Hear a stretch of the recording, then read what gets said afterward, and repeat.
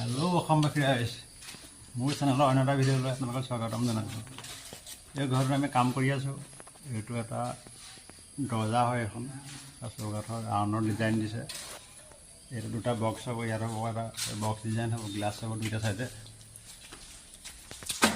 এইফালেও হ'ব এনেকৈ কৰি আপোনালোকক এই লোকৰ কাম কৰা ভিডিঅ'কে দি দেখাই ৰাখোঁ আৰু।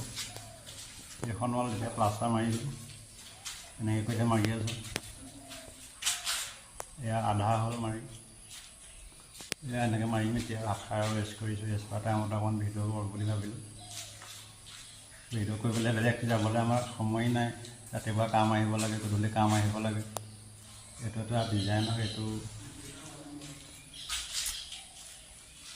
ৰুমটো কিমান ডাঙৰ দেখিছে নাই? এনেকৈ কৰি এনেকৈ খোলা হ'ব গোটেইটো। এইটো কিচেনলৈ যোৱা হয় ৰাস্তাটো।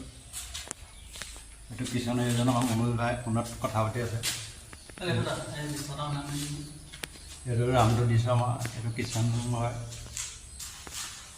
এইটো ৰুমটো কিচেন। এইফালে এখন খিৰিকী আছে, ইয়াতে এটা খিৰিকী আছে। এইফালে ওপৰতে বস্তু থ'বলৈ এখন চাৰ্জাৰ দিব লাগিব। আমি চাৰ্জাৰ বুলি কওঁ, আপোনালোকে কি বুলি কয়? আৰু এইটো কিচেনটো এইপিনে এখন চাৰ্জাৰ তলত এইখন গেছৰ চলা, গেছ হেৰি বস্তু থোৱা কিবা কিবি আৰু মালিকে জানিব আৰু কি থাকক। মডুলাৰ কিচেন বনাম বুলি কৈছে। কি বনালে ভাল হয় জনাবচোন। এই আমাৰ মালিক আহিছে, আমাৰ এজন মালিক হয়। এই আমাৰ লগত বৌ আহিছে। এইজনত এইভাগে আমাৰ বৌ হয়। এই ঘৰটো এই মালিক এজন দেই।